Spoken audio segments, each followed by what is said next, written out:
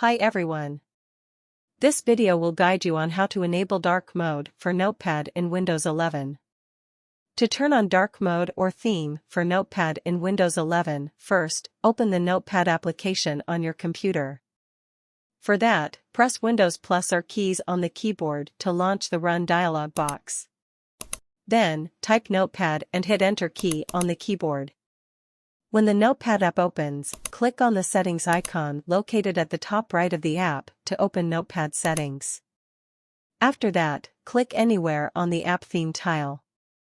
Here, in the app theme section, you will find three options: Light, Dark.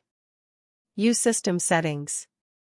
Finally, select the dark option to activate the dark mode immediately for the Notepad application. Do you like more videos like this? Subscribe to our channel Garip Windows. Goodbye. See you in the next video.